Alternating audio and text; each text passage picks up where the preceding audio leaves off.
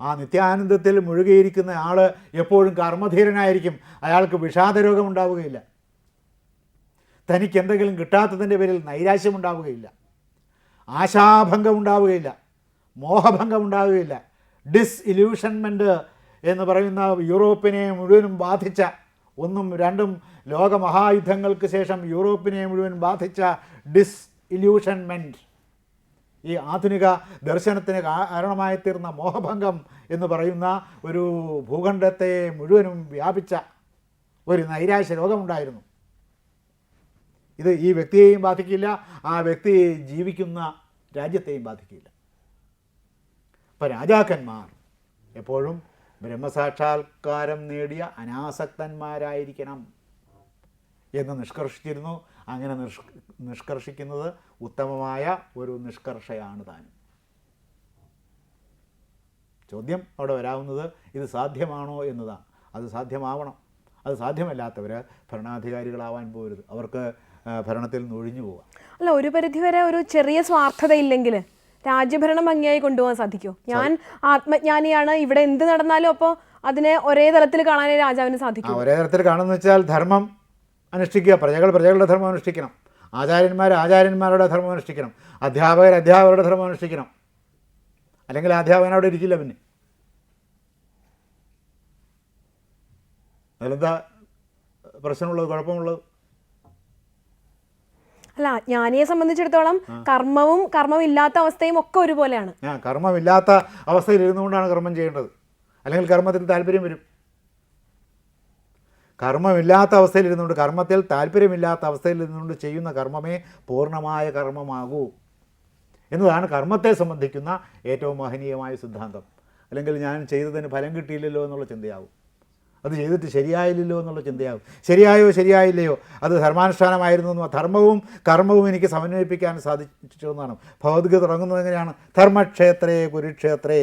കുരുക്ഷേത്രം എന്ന് പറഞ്ഞാൽ കർമ്മം ചെയ്യുക എന്നാണ്, കുരു ചെയ്യുക എന്നാണ്. അപ്പോൾ ധർമ്മക്ഷേത്രം എന്തുകൂടി ആയിരിക്കണം? കുരുക്ഷേത്രം കൂടി ആയിരിക്കണം. കുരുക്ഷേത്രം ധർമ്മക്ഷേത്രം ആകണം. ധർമ്മ കർമ്മ സമന്വയമാണ് ഭഗവത്ഗീതയുടെ സന്ദേശമെന്ന് കാണിക്കാനാണ് ഭഗവത്ഗീതയുടെ തുടക്കത്തിൽ തന്നെ ധർമ്മക്ഷേത്രേ കുരുക്ഷേത്രേ സമവേത യുത്സവഃ മാമകാഹ പാണ്ഡവാശ്ചയ്യ കിം അകുർവത സഞ്ജയ എന്ന് തുടങ്ങിയത് വെറുതെ രണ്ട് വാക്കുകൾ അപ്പോൾ വായി തോന്നിയത് ഉച്ചരിച്ചതല്ല.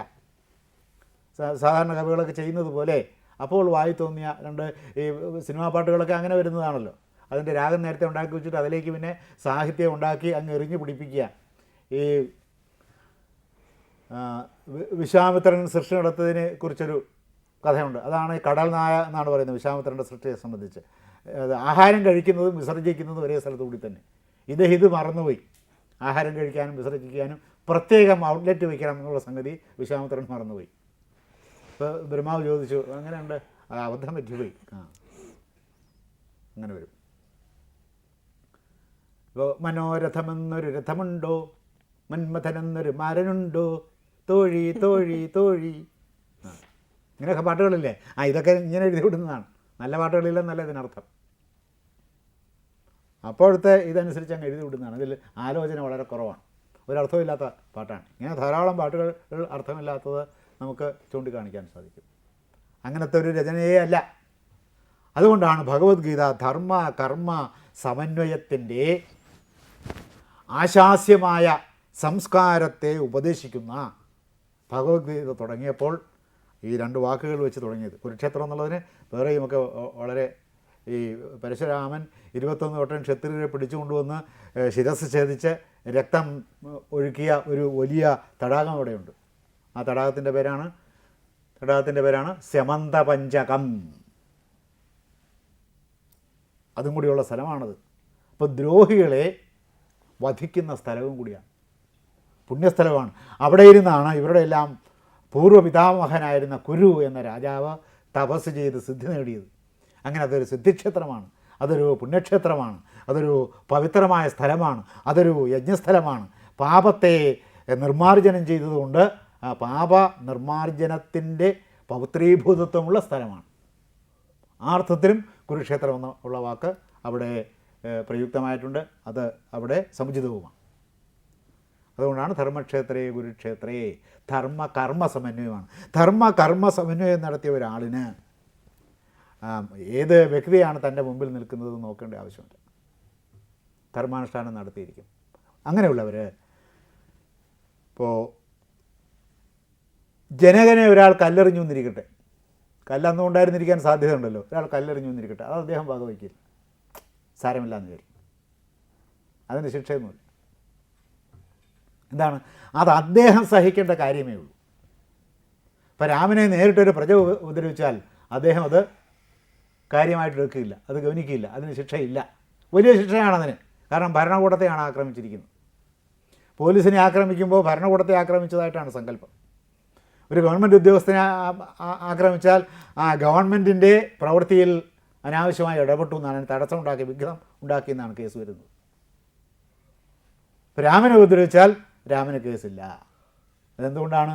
അദ്ദേഹം ആധ്യാത്മിക വിദ്യയിൽ നിരതനായിരിക്കുന്നതുകൊണ്ടാണ്. അത് അദ്ദേഹത്തിന് സഹിക്കാവുന്നതേ ഉള്ളൂ, അതിന് ശിക്ഷയില്ല.